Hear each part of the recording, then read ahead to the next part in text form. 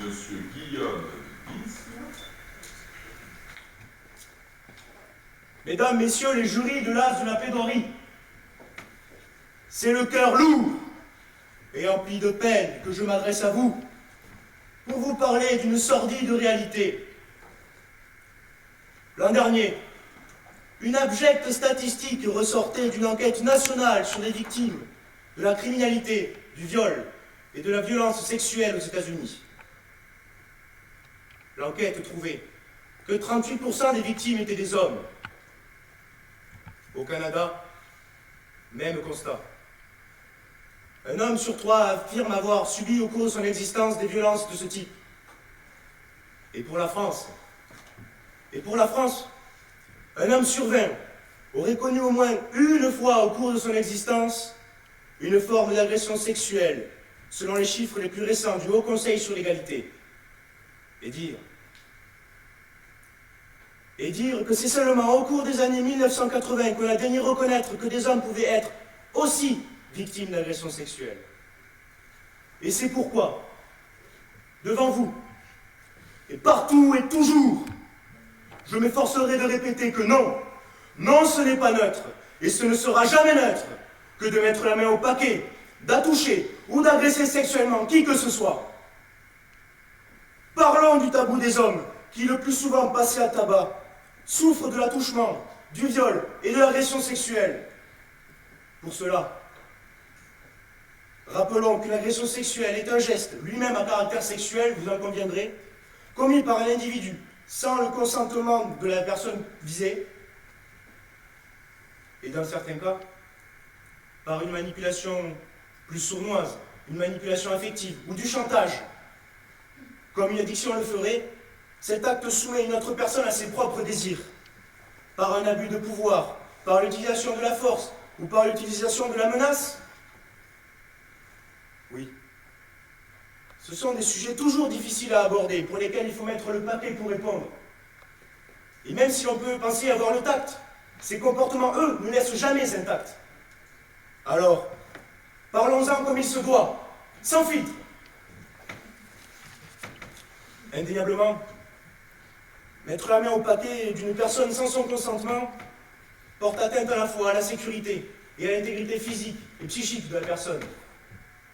Des valeurs portées par l'article 1er de la Charte des droits fondamentaux de l'Union européenne, ou encore rappelées par une décision du Conseil constitutionnel du 27 juillet 1994. Alors ensemble, levons le voile d'ignorance sur ce phénomène, expulsons la fumée noire qui masque ce phénomène. Et puisqu'une victime heurte davantage l'opinion que 1000, appelons-les par leur nom. Philippe, Maurice, Kamel, Winston, Peter Stuyvesant sont autant de victimes d'agressions sexuelles et autant d'hommes auxquels on a mis la main au paquet, autant de coups portés à leur honneur et à leur dignité, qui marqueront pour toujours leur destin. En quel lieu? Dans les prisons, dans les maisons et dans les cellules familiales. Mais le plus scandaleux dans tout ça étant bien sûr que pour certains, puisqu'on n'en parle pas, ça n'existe pas. Le viol masculin, puisqu'on n'en parle pas, ça n'existerait pas. Eh bien, désambulons nos regards opacifiés par tous les préjugés, car parmi les idées reçues les plus tenaces, les garçons sont moins traumatisés par une agression sexuelle que les filles.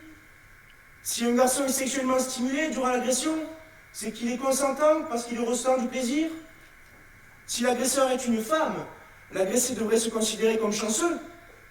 Eh bien, je vous le dis, tant que la société entretiendra ces mythes, ces métastases, les hommes agressés sexuellement continueront de ressentir une honte injustifiée, infondée et intolérable. Alors, dans l'inconscient collectif, dénonçons sans relâche, pour que les agresseurs éclopent d'une peine de prison, que les parquets ne soient pas neutres, ou du moins indifférents, face à ces comportements difficilement inhalables. Et si ce n'était que cela? Mais comme vous le savez, il n'y a pas de fumée sans feu. Et il serait difficile d'évoquer ce sujet sans rallumer la douloureuse flamme du combat mené par les femmes. pour lutter contre les violences sexuelles de ce genre, quelles qu'elles soient, quel que soit le sexe. Et pour cela, je prends pour exemple l'actualité.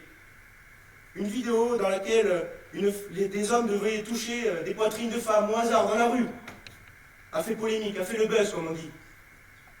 La vidéo a suscité la colère de nombreux internautes et notamment de Step Feliz, un célèbre mannequin brésilien qui, pour dénoncer le machisme et le harcèlement sexuel, a relevé le défi de mettre la main au paquet d'une centaine d'hommes. Mettre la main au paquet d'une centaine d'hommes.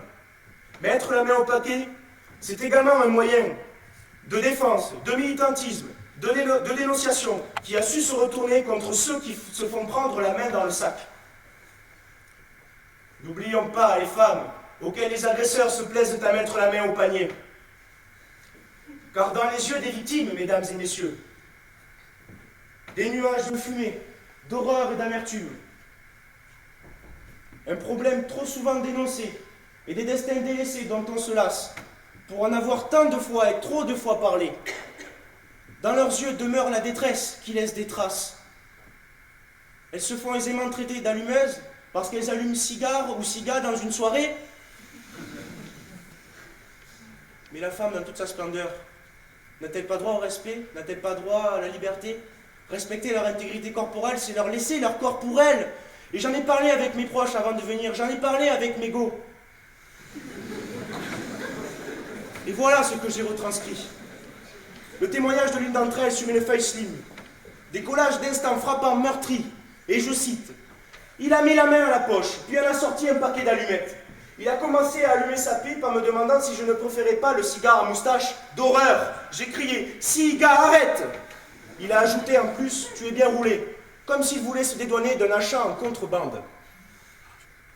La blonde voit son cœur se consumer quand l'agresseur veut la consommer. Le cœur en cendre à force de se faire descendre par de tels propos. Autour de cette discussion cancérigène, du flou qui laisse pantois, mais les mots de cru de cette femme nous blessent, quand ces rires gênent. Ce témoignage résonne parmi des centaines, des milliers depuis des années. Et la police, quand j'entends qu'elle ne reçoit pas certains par manque de crédibilité, alors que la victime se meurt petit à petit, latte après latte, barre après barre, ce serait une erreur grave que de dire que les torts puissent être partagés entre agressés et agresseurs, que l'on peut faire de deux en termes de responsabilité. C'est la défense des lâches qui accuse la victime d'être provocatrice. Et quelle honte! Quelle honte à ce niveau-là! Trump pourra dire ce qu'il voudra pour se défendre, mais mettre la main à la fente ne pourra jamais être une feinte. Non, ce n'est pas un accident. Non! Je vous le dis. En toute honnêteté, les filles en ont ras le cul que ce qui passe pour banal, mais qui relève du pénal, ne soit en réalité que synonyme d'abus.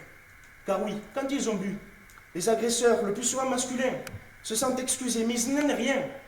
Ils doivent rester des accusés aux yeux de tous.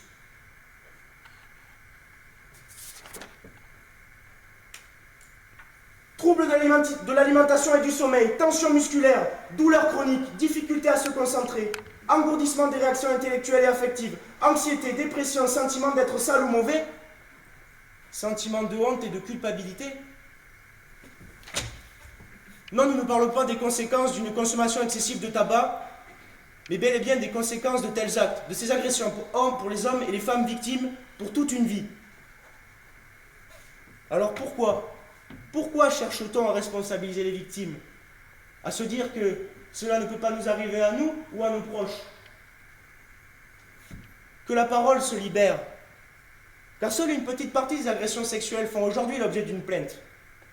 Que l'indispensable réponse judiciaire soit complétée d'autres réponses relevant d'une véritable politique sociale. J'en appelle à la mise en place de politiques d'écoute, d'accompagnement, de recours plus proches des réalités de vie des victimes. Et investissons ensemble, fortement, dans des mesures concrètes de prise en charge, d'appui matériel et social des personnes et de leur entourage. Si je devais vous donner mon avis sur la question, en réalité, j'ai bien l'impression qu'on veut voiler les paquets parce qu'on a du mal à se dévoiler la vérité.